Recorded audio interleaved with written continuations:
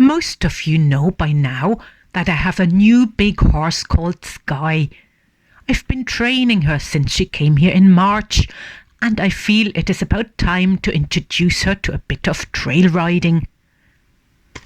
We've been on a few day trips here and there, but this is our first overnight trip carrying our own luggage. Hi. Bye-bye, Sandra. Have a lovely time. Trudi came along too, of course. I decided to stay local and show Skye some of my favourite trails in the area. That way I would know the road ahead and could fully focus on getting her into trail riding mode. Also, help would be not too far away, just in case. Thanks, Tim, for being on standby. We live in a very idyllic rural place, but are locked between two busy roads, so the only way further afar is to travel a short distance on one of these big roads, unfortunately. Very busy with hectic traffic, too scary to hold the camera and film whilst riding, so I can't show you. As soon as we could, after about 2 kilometres, we had a chance to turn off onto a quieter back road. What a relief. This added another 10 kilometres detour to our first overnight camp, but it was worthwhile to give Skye a quieter time to settle into life on the road. The detour meant that we got treated to a wonderful view of our hometown Bantry and the bay beyond. Also, we could see all along the Sheep's Head Peninsula stretching out into the west, our destination for this ride. We eventually reached the first bit of green road, such a treat after all that tarmac public road travel. It took much longer than I calculated to arrive at our first camp. It was already dusky and I set up camp in a rush. No time to film, sorry. I put electric wire fencing at the front, and there was a very dense forestry plantation at the back, which I thought would do as a natural fence. It was Skye's first night away from the herd, and she understandably was a bit worried and homesick. She accepted my wire fencing, but the woods at the back proved no boundary at all to her, and in an instant she had managed to squeeze into the dense undergrowth and was gone out of sight and earshot within seconds. Nothing I could do at that point in time. It was too dark. I would have just gotten lost in the woods myself. So I tried to sleep, only to be woken up by Trudi growling, and then with a bang and a crash, Skye came barging out of the woods again. Obviously, she couldn't find her way out at the other end. What a relief. So at 12:30 a.m. in the morning, I got fencing again in the pitch dark and enclosed her area fully with the electric tape, which luckily settled Skye for the night. Hope she'll stay put now, and we'll see you in the morning. All right, Skye? Let's all try to get some grass and some sleep. And Trudi, come on, Trud. There you go.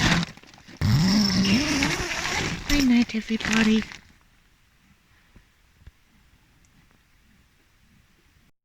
Morning, everybody. Morning, Skye. Now, Skye stayed in her paddock from after midnight onwards over there, but she ate everything that she thought was worth eating. So I put her out on a little tether rope just to eat somewhere else while I have my breakfast. Porridge and tea.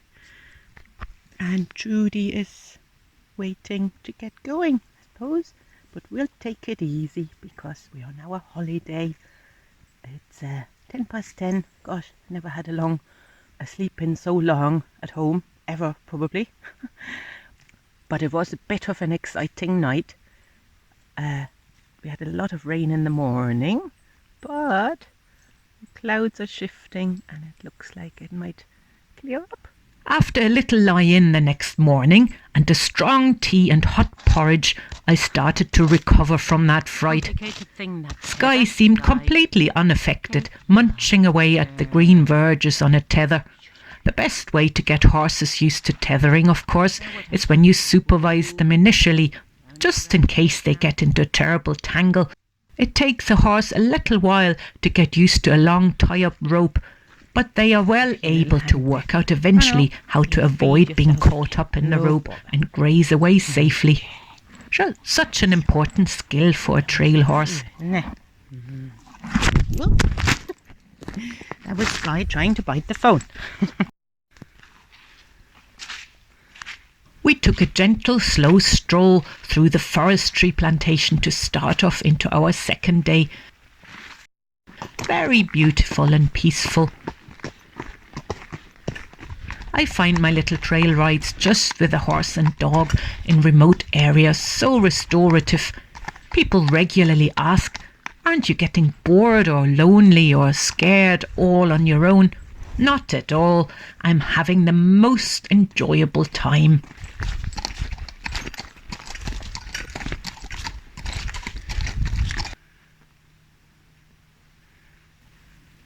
I knew there would be a barrier at the end of this forestry track, and we would have to squeeze by at the side. I took the risk that this might be an issue for Skye, but what did this fabulous gentle giant do?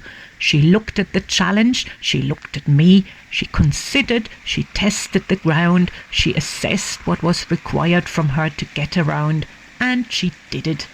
I'm very proud of her and flattered and grateful how much she trusts me and wants to do right for me. Well done, Skye. You're the bestest. Yes, you are. You're a one-star horse, aren't you? Good girl. First stop of the day, Doris Village, and I was delighted to find a public tap that was working, so rare these days.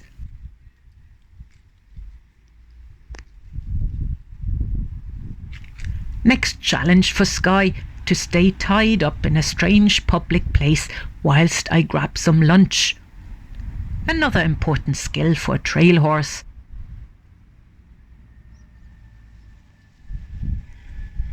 And I was delighted that I was able to get a replacement blanket from the village charity shop to go as padding under the saddlebags. Skye had lost my other one, which I also used on her as a sweat rug when she ran off into the woods. After another hour and a bit, we finally got to one of my favourite stretches along the Sheep's Head, the old Butter Road between Akista and Kilcruhan.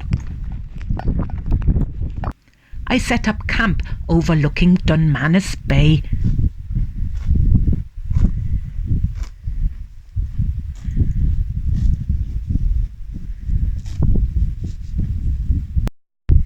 So we stopped for the night. We came across this here and we thought, oh yeah, let's rest. Good idea. And Trudi is doing that already very well. And Skye is down there somewhere eating her dinner. And I'm just having a cup of tea in the evening sunshine before making my dinner. So all is good. Lovely sunshine, lovely everything. Beautiful day. This road is beautifully maintained by locals and such a gem to have. It is hard to establish sometimes who exactly owns these right-of-way roads. I tried to find out, and I hope very much that we didn't cause any offence by staying overnight and in exchange helping to cut back the grass a bit. A local farmer had put a lot of effort and hard work into erecting this magnificent stone wall. It was such a privilege to enjoy this spot, and it is a pity that wild camping in Ireland gets trickier and trickier. It is such a nice way to really enjoy and experience the landscape and wildlife.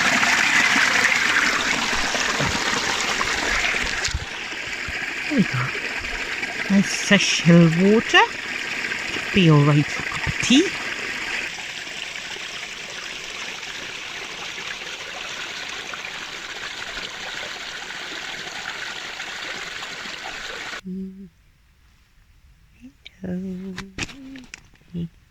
Let's see how the weather is outside. But the sky is still.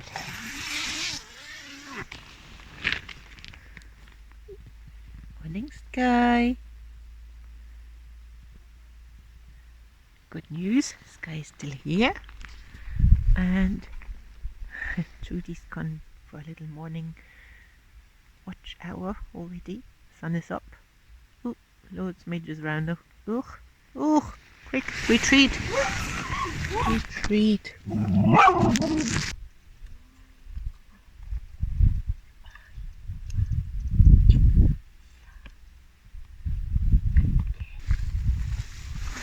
Unfortunately, the next morning we were joined by millions of midges in our enjoyment, so I decided to set off into the village of Kilcrohan to stop for an early morning coffee in the old creamery and to get my phone charged, another challenge on these rides.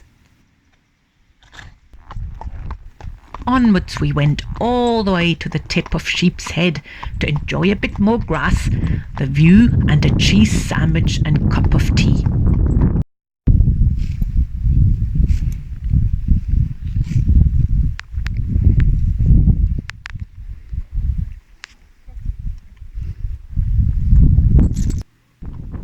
Spending all this time with your horse throughout the day and night is a great opportunity to get to know her, her habits, her joys and worries.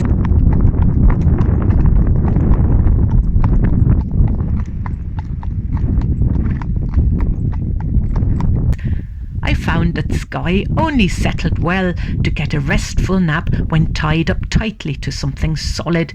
The wild Atlantic wayposts are great for that.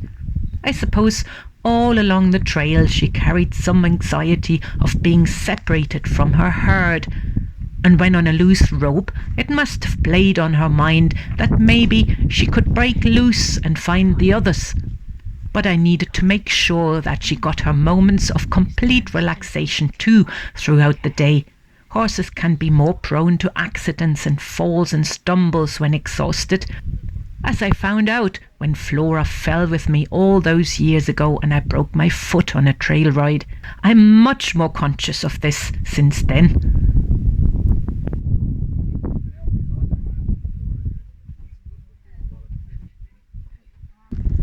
It turns out Skye has a good sense of direction. Once we turned around from our most westerly point of the ride and headed eastwards towards home, she definitely had more of a spring in her step. Another thing to understand as a trail horse is that you can't be picky about the water you get. Any puddle reasonably clean will have to do, because horses can drink more than 50 litres per day, and that has to be found somewhere, even when there's no tap.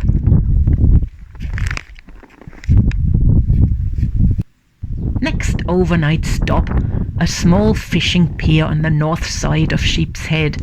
A wonderful little spot, and because it is always breezy there, it is almost guaranteed midge free.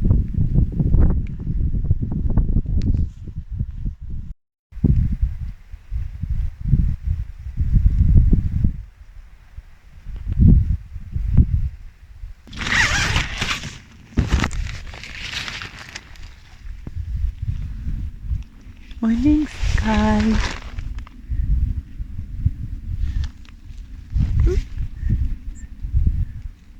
A bit grey. Already the last morning and a last cup of tea before setting off on the final leg home.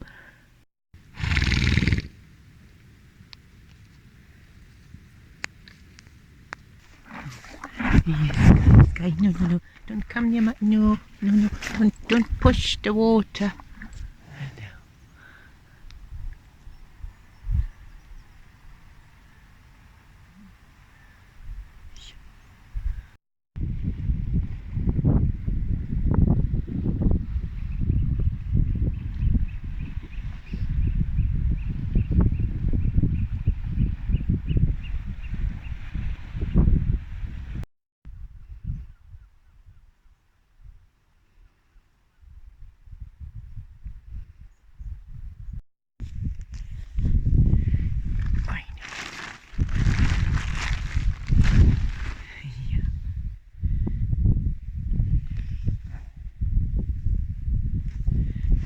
again we decided to slightly detour because I knew that this north side road would get very busy with lorries once past the fish factory. Oh, that was a steep climb, wasn't it? But, oh, worth it for the views, eh?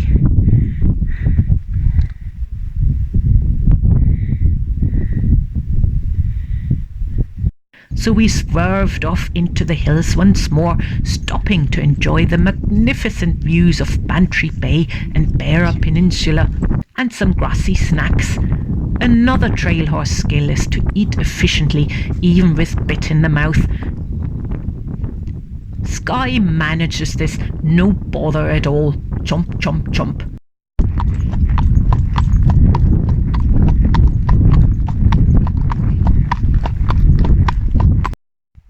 A very last stop on our local beach before bracing the nerve-testing ride through Bantry town and the 4 kilometres on the main road home until we could turn onto our little back road for the last kilometre.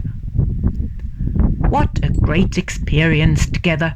Skye and I got to know each other so much more, and she really showed what a gem of a horse she is.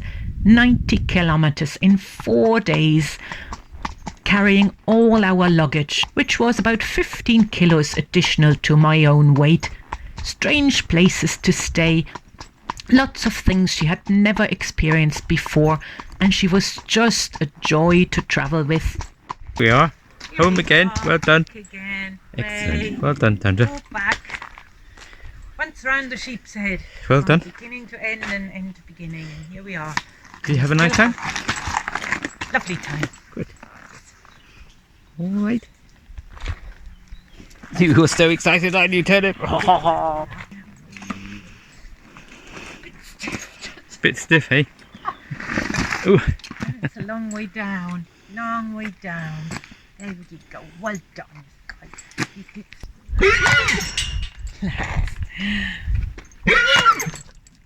Yes, I missed you too, lads. She was very happy to be back home now, and promptly fell asleep once washed, watered and fed. Well deserved, and well done, Skye.